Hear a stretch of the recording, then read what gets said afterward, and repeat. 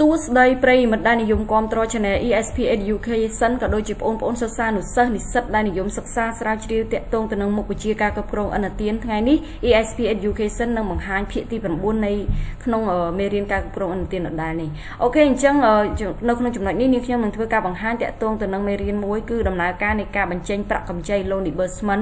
โอเคดับเบิลมาคัดไปวิลิสมเปรย์มัดโจเตอร์จุดนี้เป็นตัวจีนบงสมนมโพสมเปรย์มัดช่วย subscribe รีวิวกันดังชนะ ESP Education ตามYouTube ก็โดยจี Facebook page นึงขยมchannel ES สมโตคือ Facebook page ESP Education นะ complete line พองออกคนชราจังยังโจตึกน้องไม่เรียนสังขารเต็มดองโอเคจังไม่เรียนสังขารผิดประบุในดำเนินการมันเจนอันเตียนนี้นะนี่ขยมมันเพื่อการบางหาหนังโบ้แต่ตรงแต่หนังสมาธิในดำเนินการอันเตียนดามใบปลอดอันเตียนมวยจกใจตายังเถอะกิดเลยจำนวนนาคลาจังยังเถอะศึกษาตีมวยคือหานิเพยตีปีคือเปย์เบลีตีใบคือแตะตรงต่อนังการทีนี้หรือตรวจบรรจำตีบุญคือจำนายปฏิบัติการตีปรำคือการไอกับเพียบตามเพลย์ฉบับตีปรำมวยเตะพารณาตีปรำปีคือแตะตรงต่อนังบรรทุกให้รายเงินถกโอเคจังดับใบกับอัดกับออยขาดไปเบลียังสมทบการบอกสไลด์ในจำนวนนิมวยบานตรูก็โดยเชียปัญญาอย่างออกในบ้านยุลโดยสังขารบังคับนะจังฮันนิเพย์คือสัมดาวทาในขนมสถานเพียบในขนมประบัติการอันเตียนเนี่ยใช้อันเตียนหรือโกมันนอลเยอะนั่งมันอาจซองตลอดครบจำนวนในจงมันจอบหากเดี๋ยวนี้เนี่ยประดอลอันเตียนนังบัดบองดำไลมูลนิธิอันเตียนดาวได้บานประดอลแต่เอาโกมันนอลจังนี่จีฮันนิเพย์ตีมวยคือจีสมาร์ทเพียบตีมวยในการประดอลอันเตียนจังยังเถอะกิดทาตาตา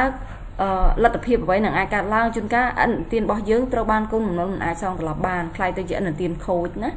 ยังเถอะลุกบ่มนอเลยมีนปัญหาจังยังเถอะกึศดาวจำนวนขาดบองนึงพองได้ยังเตรียมเตรียมคลุนบาตุใบติดจานกระดาวนะโอเคให้จำนวนประตูคือเตะตรงตัวนึงจำนวนที่ปีคือเปเวลีคือจีเปเวลีได้สำหรับตัวเลยจีเปเวลีได้เนี่ยพอดอลอันเตียนจะบ่มนอลนั่งเตารงจำการซองหลบนกนกปลดการอันเตียนจังนกไปได้ยังปลดอันเตียนในเกยยังไอ้ปะคอมเกยเกยซองยังพลิมตุกใบขนมสถานกาใบกระดาษปีปูยังมีกิจสัญญาจะบางโล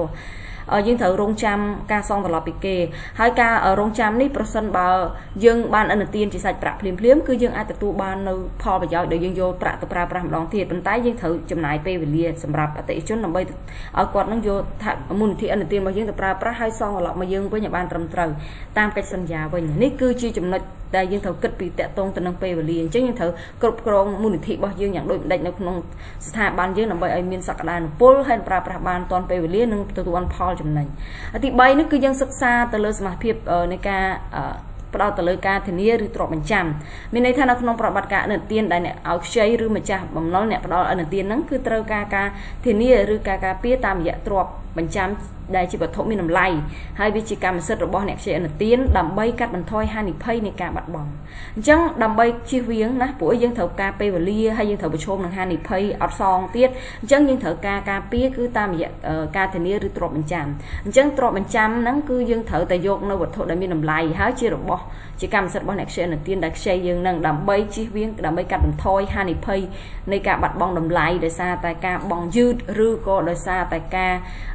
ลุกบ่มนอลเจ้านะหรือการลัตเพียบของการซองตลอดไปจังเตยจุนก้าเตะจุนคลาดกดบัดบองสมาร์ทเพียบจังเซ็งเตยนะจีอักษรยังมือเหมือนดังเตะโอเคยังเตยมีการปีให้นั่งจำนวนติบุญนั่นคือเตะตรงแต่นั่งจำนายปลอดบัตรกาจังจำนายปลอดบัตรกาคือชีจำนายในการล้างในซาการสัญญาซองระบบโกนนอลได้จำนายแต่นู้รูมีนโดยจีประกำไรจำนายเริ่มเทรนเตียนกับฮาวท่ากับฮาวท่าคอมมิชชั่นไอ้บอกกอดนั่งนะเราไปได้ยังเถอะดอลกดกำไรเลือบในฉบับจีดาวนะจังเราไปได้ทัวร์อันเตียนมวยยังเถอะกระดอจำนายปลอดบัตรการได้ยังเถอะรีบจำไอกระซาดัดเมทวีก็โดยจีไอกระซาศึกษาในขนมสถาบันจังยังเถอะแตะตรงแต่นั่งจำนายปลอดบัตรการตายังอายกำหนดจำนายปลอดบัตรการอย่างเดิมได้กำหนดปะปอลตดอเตะชนยังเปกนะนั่นคือจีจำนายยังเถอะกระกูได้โอเคให้ประตูมาติดคือเตะตรงหนังกาไอกับเพียบเพลย์ฉบับนะปฏิบัติการอันเตียนก็ตรัสถัดกราวอันอัตโปฉบับรอดหนังองการนิเตปัญญาดังใบกาเปียนแต่งโกนบ่มนอลนั่งมาจากบ่มนอลให้ฉบับนั้นนั่งเป็นโยลมปีวิธีเชี่ยวเวียงการผ่าปีในนั่งจำนายพลายดาวเหมือนแทมได้แปะปอนแต่นั่งตุ่มนกเซ็งจังอันนี้คือชื่อจำนวนได้สำคัญได้จังเป็นในท่า រាល់ការផ្ដល់អនុទានឬអំចែនទានយើងត្រូវតែមានកិច្ចសន្យាច្បាស់លាស់ដើម្បីការពារទាំងកូនបំណុលនិងម្ចាស់បំណុលជៀសវាងនឹងទំនាស់ផ្សេងពីព្រោះថាប្រសិនបើយើងអត់មានកិច្ចសន្យាអត់មានច្បាប់ទម្លាប់អីទេធ្វើឲ្យការទារបំណុលនឹងហើយនឹងការសងបំណុលនឹងមិនត្រឹមត្រូវហើយនៅពេលដែលមានបញ្ហាកើតឡើងដូចជាបងយឺតឬក៏មានការបង្ខំទារអីជាដើមវាអាចប៉ះពាល់ទៅដល់ផលប្រយោជន៍ទាំងអ្នកខ្ចីនិងអ្នកទារអញ្ចឹងវាអាចប៉ះពាល់ទាំងគេឈ្មោះកិត្តិយសអញ្ចឹងយើងត្រូវមានកិច្ចសន្យាច្បាស់លាស់នៅពេលសងដឹងពេលសងពេលទារត្រូវដឹងពេលទារណាឲ្យច្បាស់លាស់តាមច្បាប់អូខេហើយចំណុចបន្ទាប់គឺតកតងទី6គឺអតិផរណាគឺទូទៅកើតឡើងទៅលើតម្លៃទំនិញនិងសេវាកម្មអញ្ចឹងប្រសិនបើការសងប្រាក់យើងដូចខ្ញុំបានបង្ហាញមុនអញ្ចឹងគឺយើងត្រូវការពេលវេលាហើយយើងក៏មានការប្រឈមនឹងហានិភ័យដែលគេមិនសងយើងគ្រប់គ្រាន់ដែរឬក៏សងមិនបានពេញលេញដែរអញ្ចឹងយើងត្រូវប្រសិនបើការសងប្រាក់ក្នុងកំឡុងពេលណាមួយហើយខណៈពេលហ្នឹងគឺអតិផរណាកំពុងតែមានការកើនឡើងខ្លាំងអញ្ចឹងមានន័យថាតម្លៃទំនិញវាកើនឡើងខណៈពេលដែលសាច់ប្រាក់របស់យើងចុះថ្លៃមានន័យថាសាច់ប្រាក់របស់យើងនៅដដែលទេប៉ុន្តែគ្រប់ទំនិញទាំងអស់នៅលើទីផ្សារទូទៅភាគច្រើនគឺឡើងថ្លៃព្រមគ្នាតែម្ដងណាតម្លៃទំនិញទូទៅគឺឡើងព្រមគ្នានោះវាធ្វើឲ្យអំណាចសាច់ប្រាក់មានតែមូលធនរបស់យើងទាំងធនដុល្លារក៏ដូចជាមូលធនប្រាក់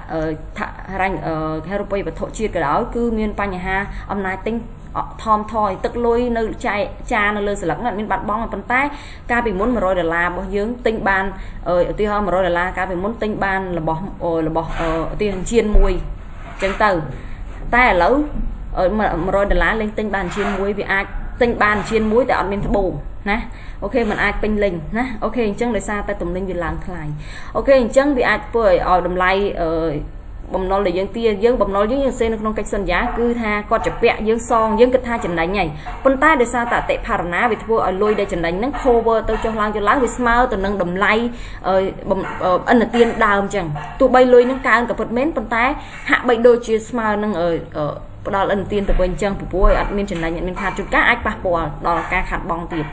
អូខេហើយចំណុចទីបន្ទាប់គឺចុងក្រោយគឺតកតងបន្ទុកហិរញ្ញវត្ថុគឺជាចំនួនចំណាយចំនួនបន្ថែមដែលកូនបំណុលសំដៅគឺជាបន្ទុកហិរញ្ញវត្ថុជាចំនួនបន្ថែមដែលកូនបំណុលអ្នកខ្ចីអាចបង់បន្ថែមលើតម្លៃដែលបានខ្ចីនឹងជាចំណាយផ្សេងអីណាអូខេតោះអញ្ចឹងយើងចូលទៅដល់ចំណុចទី2នៅក្នុងមេរៀនការផ្ដល់អនុទានកម្មបញ្ជាអនុទាននេះគឺតកតងទៅនឹងសកម្មភាពនៃការផ្ដល់អនុទានអញ្ចឹងសកម្មភាពនៃការផ្ដល់អនុទានទី1គឺត្រូវការផ្សព្វផ្សាយនិងការលើកទឹកចិត្តទី2គឺការផ្ដួចផ្ដើមជ្រើសរើសសំណើសុំដំបូងហើយទី3គឺការស៊ើបអង្កេតអនុទានហើយទី4គឺការសម្រេចចិត្តក្នុងការផ្ដល់អនុទានអញ្ចឹងចំណុចនេះគឺតកតងទៅនឹងដំណើរការនៃការផ្ដល់អនុទានរបស់យើងអញ្ចឹងខ្ញុំសូមធ្វើការបង្ហាញតកតងទៅនឹងសកម្មភាពនៃការផ្ដល់អនុទានអញ្ចឹងជាដំបូងចំណុចទី1នេះគឺការផ្សព្វផ្សាយនិងការលើកទឹកចិត្តអញ្ចឹងនៅក្នុងការផ្ដល់អនុទានដូចយើងប្រើយុទ្ធសាស្ត្រទីផ្សារចម្រុះអញ្ចឹងគឺមានតកតងការផ្សព្វផ្សាយតម្លៃផលិតផលក៏ដូចជាការ promotion ផ្សេងអញ្ចឹងយើងត្រូវការផ្សព្វផ្សាយនិងលើកទឹកចិត្តខ្លាំងមែនទែនដើម្បីឲ្យអតិថិជនយើងពេញចិត្តក្នុងការប្រើប្រាស់សេវាកម្មរបស់យើងអញ្ចឹងទី1យើងត្រូវឆ្លងកាត់ដំណើរការផ្សព្វផ្សាយនិងការលើកទឹកចិត្តដែលជាការជូនព័ត៌មានដល់អតិថិជនឲ្យដឹងអំពីផលិតផលនិងសេវាកម្មតាមរយៈការបោះសំដៅបោះពុម្ពផ្សព្វផ្សាយនិងការផ្សាយតាមវិទ្យុក៏ដូចជាទូរទស្សន៍ជាដើមដើម្បីជំរុញការផ្ដល់អនុទានបានច្រើនទៅតាមយុទ្ធសាស្ត្ររបស់មន្ត្រីអនុទានក្នុងការទាញយកអតិថិជនគោលដៅរបស់គ្រឹះស្ថានអូខេអញ្ចឹងយើងត្រូវការមានខិត្តប័ណ្ណមានការផ្សព្វផ្សាយផ្សេងដើម្បីជំរុញណាបើសិនបើគ្មានការផ្សព្វផ្សាយនិងការជំរុញទេវាធ្វើឲ្យការបង្កើតផលិតផលអនុទានរបស់យើងអត់មានអ្នកត្រូវការទេហើយប្រសិនបើអត់មានមន្ត្រីអនុទានដើម្បីទៅ sale ដល់កន្លែងឬក៏ទៅទំនាក់ទំនងក៏ការផ្ដល់អនុទានឬក៏ការរកស៊ីអាជីវកម្មផ្នែកហិរញ្ញវត្ថុយើងក៏មិនទទួលបានជោគជ័យដែរហើយនៅសមត្ថភាពបញ្ចុះបញ្ចូលរបស់មន្ត្រីអនុទានទៀតក្នុងការ sale ការលក់ណាទៅឲ្យអតិថិជនហើយចំណុចទី2គឺការផ្ដួចផ្ដើមជ្រើសរើសសំណើសុំដំបូងគឺជាការជ្រើសរើសសំណើសុំអនុទានត្រូវការមន្ត្រីអនុទានធ្វើការជ្រើសរើសនិងត្រួតពិនិត្យដើម្បីឲ្យសំណើសុំខ្ចីអនុទានបានលឿននិងមានប្រសិទ្ធភាពក្នុងការត្រួតពិនិត្យឲ្យឃើញនៅលក្ខណៈវិនិច្ឆ័យសម្រាប់ការបើកគណនីអនុទានអញ្ចឹងតកតងទៅនឹងការផ្សព្វផ្សាយយើងហើយជំរុញទឹកចិត្តឲ្យមានអ្នកខ្ចីអញ្ចឹងយើងចាប់ផ្ដើមដល់ចំណុចដែលយើងត្រូវជ្រើសរើសសំណើអនុទានអញ្ចឹងអ្នកដែលចិត្តរៀបចំក៏ដូចជាការធ្វើការសរសេរអនុទានគេហៅថា appraisal ឲ្យបានជោគជ័យណាការវាតម្លៃអនុទានឲ្យបានល្អគឺអាស្រ័យលើសមត្ថភាពមន្ត្រីអនុទានអញ្ចឹងមន្ត្រីអនុទានត្រូវតែ រៀបចំសំណើត្រួតពិនិត្យសំណើហ្នឹងឲ្យសំណើសុំជាអនុទានឲ្យបានឆាប់ហើយឲ្យមានប្រសិទ្ធភាពមានរហ័សហើយត្រឹមត្រូវល្អដើម្បីឲ្យមានលក្ខណៈវិនិច្ឆ័យសមស្របទៅតាមលក្ខខណ្ឌរបស់ស្ថាប័នហើយយើងឈានទៅដល់ការបើកការផ្ដល់អនុទានណាដែលស្ថាប័នខ្លះគេហៅបើកគណនីអនុទានអញ្ចឹងជាទូទៅគឺត្រូវតែមានអនុទានក៏មានគណនីដែរអូខេប៉ុន្តែគណនីអនុទានអូខេអញ្ចឹងចូលដល់ចំណុចបន្ទាប់គឺតកតងទៅនឹងការស៊ើបអង្កេតអនុទាននៅពេលដែលយើងមើលទៅថាគាត់មានលទ្ធភាពហើយអស់យើងត្រូវធ្វើការស៊ើបអង្កេតថាតើអនុទានការស៊ើបអង្កេតអនុទានហ្នឹងគឺជាការស្វែងរកព័ត៌មានដែលអតិថិជនផ្ដល់ឲ្យនៅក្នុងសំណើសុំអនុទាននិងកំណត់អំពីអតិថិជនណាដែលអាចទទួលកាតព្វកិច្ចត្រឹមត្រូវដើម្បីបន្ថែមការសម្រេចចិត្តផ្ដល់អនុទានឲ្យបន្តទៀតអញ្ចឹងនៅពេលដែលយើងសម្រេចជ្រើសរើសនៅក្នុងសំណើអនុទានហើយយើងថាអតិថិជនហ្នឹងជាអតិថិជនគោលដៅរបស់យើងដែលអាចមានលក្ខណៈវិនិច្ឆ័យសមស្របទៅនឹងការបើកគណនីអនុទានខាងលើនេះអញ្ចឹងយើងត្រូវតែជ្រើសរើសគាត់ប៉ុន្តែមិនមានន័យថាយើងធ្វើភ្លាមគ្រាន់តែយើងវាយតម្លៃដំបូងថាបោះលក្ខណៈវិនិច្ឆ័យបុគ្គលិកលក្ខណៈវិនិច្ឆ័យទៅលើលទ្ធភាពការវិនិច្ឆ័យអនុទានដំណាក់កាលដំបូងហ្នឹងគឺអូខេគាត់នឹងអាចជាអតិថិជនសក្តានុពលបន្ទាប់មកយើងត្រូវធ្វើការស៊ើបអង្កេតប្រមូលព័ត៌មានតាក់ទងទៅនឹងអតិថិជនដែលគាត់បានរៀបរាប់នៅក្នុងសំណើអនុទានតាមលទ្ធភាពដែលអាចធ្វើទៅបានរបស់មន្ត្រីអនុទានហើយនៅក្នុងស្ថាប័នហិរញ្ញវត្ថុក៏គាត់មានទំនាក់ទំនងជាមួយគេហៅថា CBC គឺ Credit Bureau of ដូចជាខ្ញុំចង់ភ្លេចឈ្មោះទៅគេហៅ CBC Credit Bureau of Cambodia អញ្ចឹងហើយណាឬក៏ Credit Bureau Cambodia Bureau Credit ដូចមែន Credit Bureau of Cambodia ឬក៏ Credit Bureau Cambodia CBC គេហៅកាត់ណាអភ័យទោសផងប្រសិនបើមានកំហុសឆ្គងត្រង់ចំណុចនេះហើយបន្ទាប់មកទៀតចំណុចចុងក្រោយខគឺការសម្រេចចិត្តក្នុងការផ្ដល់អនុទានការសម្រេចចិត្តផ្ដល់អនុទានជាការងារស្នូលឬបេះដូងនៃការងារអនុទានអតិថិជនដែលត្រូវការអនុទានសម្រាប់ទិញទំនិញសេវាកម្មនិងសាច់ប្រាក់ត្រូវឆ្លងកាត់ការសម្រេចចិត្តពីអ្នកគ្រប់គ្រងអនុទានថាតើទទួលការអនុម័តឬបដិសេធអនុទានអាស្រ័យលើការប្រមូលព័ត៌មានបានល្អត្រឹមត្រូវអញ្ចឹងនេះជាការសម្រេចចិត្តដំណាក់កាលចុងក្រោយនៃការសម្រេចចិត្តអនុទានគឺផ្ដោតអាស្រ័យទៅលើនេះការស៊ើបអង្កេតអនុទានតើព័ត៌មានដែលយើងទទួលបានពីការស៊ើបអង្កេតនៅក្នុងមូលដ្ឋានគេហៅថា field ចុះទៅ field visit របស់អតិថិជននៅតាមតំបន់តាមផ្ទះហ្នឹងត្រឹមបានលទ្ធផលបែបណាមានប្រសិទ្ធភាពអត់ព័ត៌មានត្រឹមត្រូវដែរឬអត់សមត្ថភាពនៃការប្រមូលអនុទានរបស់មន្ត្រីអនុទានហ្នឹងត្រឹមត្រូវដែរឬអត់កម្រិតណាហើយមួយទៀតគឺការឆែក CBC ដែលនឹងអាចវាតម្លៃអតិថិជនទៅលើចំណុចគេហៅថាប្រវត្តិបងការបង់ឲ្យជាដើមណាអូខេអញ្ចឹងការសម្រេចចិត្តអនុទាននេះគឺអាស្រ័យទៅលើការប្រមូលអនុទានបើប្រមូលអនុទានបានត្រឹមត្រូវល្អហើយមានប្រសិទ្ធភាពហើយត្រឹមត្រូវតាមលក្ខខណ្ឌអនុទានអញ្ចឹងយើងអាចទទួលបានការសម្រេចអនុម័តប៉ុន្តែបើមិនល្អគេនឹងគេហៅនឹងបដិសេធអនុទាននឹងភ្លាមតែម្ដងណាអូខេអញ្ចឹងអរគុណចំពោះការយកចិត្តទុកដាក់សិក្សាស្ដាប់តាំងពីដើមដល់ចប់ចំពោះវីដេអូនេះខ្ញុំហើយកុំភ្លេចចុច Subscribe ជាកណ្ដឹង Channel ESP Education តាមរយៈ app YouTube ក៏ដូចជា Facebook Page ណា Live ផងដើម្បីទទួលបាននូវមេរៀនវីដេអូភាសាអង់គ្លេសគណនេយ្យកុំព្យូទ័រនិងគណិតវិទ្យាល្អហើយ ESP Education ក៏មានបើកវគ្គសិក្សាខ្លីៗតាក់ទងមុខវិជ្ជាទាំងអស់នេះដែរប្រសិនបើប្រិយមិត្តនៅឆ្ងាយតំបន់ឆ្ងាយមិនអាចសិក្សាបានសូមចុច Subscribe ឬជាកណ្ដឹង Channel ESP Education តាមរយៈ app YouTube ទទួលបានហើយអរគុណច្រើនចំពោះការយកចិត្តទុកដាក់ជូនពរសំណាងល្អទាំងអស់គ្នាបាយបាយជួបគ្នានៅវីដេអូក្រោយ